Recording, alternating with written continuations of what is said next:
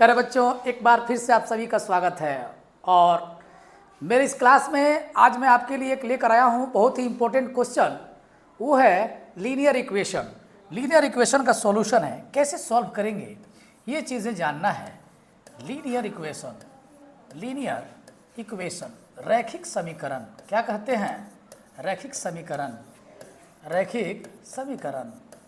प्यारे बच्चों, रैखिक समीकरण इसको मैं आपको बताने वाला हूँ बहुत ही बेहतरीन ढंग से।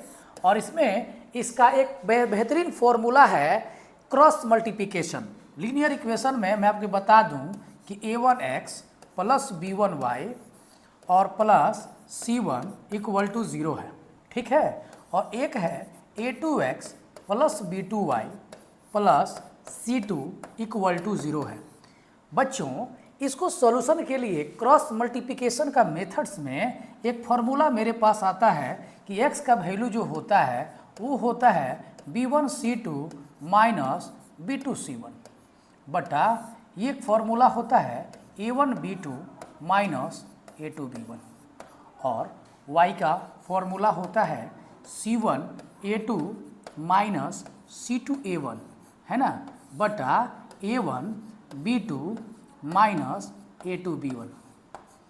इस फार्मूला के द्वारा हम लोग किसी भी इक्वेशन को सॉल्व कर सकते हैं। समझ रहे हैं ना? आइए इसको मैं एक सवाल बना के दिखाता हूँ कि कैसे इस सवालों को हम लोग सॉल्व करेंगे। ये क्वेश्चन आपके सामने मैं लिख देता हूँ कि x प्लस एक क्वेश्चन आपके सामने मैं लिख देता हूँ कि x plus y equal to 20, है ना।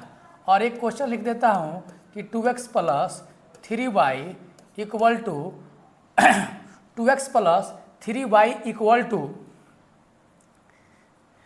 50, है ना। इसको हमको सॉल्व करना है। इसके लिए सबसे पहले हमको बना लेना होगा कि x plus y minus 20 equal to 0, और इसको हम बना लेंगे कि 2x plus 3y minus 50 equal to 0। अब इसमें से हम a1 b1 c1 तय करेंगे। तो a1 b1 c1 कितना होगा? a1 का मान 1, b1 का मान 1 और c1 का मान माइनस 20।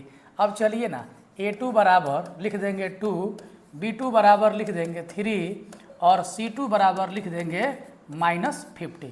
अब हम लोग इस फॉर्मूला पर बैठा देंगे। x का फॉर्मूला होता है b1c2, तो b1c2 में a गुणे माइनस 50 लिखेंगे, माइनस b2c1, तो b2 का मान 3 है और c1 का मान माइनस 20 है। अब बाटा में a1b2 a गुणे 3 और माइनस a2b1 2 गुणे 1। और बाबू y का मान होता है c1a2, तो c1a2, है ना, c1a2 माइनस c2a1 यानी कि माइनस 50 इंटू a1 का वैल्यू होगा 1। अब बटा में लिख देंगे हम a गुणे 3 और माइनस 2 गुणे 1। बच्चों, जैसे ही इसको सॉल्व किया जाएगा तो x का मान मिल जाएगा। आपसे सॉल्व हो जाएगा क्या? माइनस 50 और माइनस माइनस प्लस 60, है ना।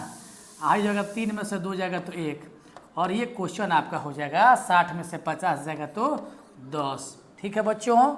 और ये y का वैल्यू होता है माइनस 40 हो जाएगा, प्लस हो जाएगा 50 और बटा में हो जाएगा 3 में से 2 जाएगा तो 1, और ये भी सॉल्व करेंगे तो 10 हो जाएगा। यानी कि x का मान भी 10 हो गया और y का मान 10 हो गया।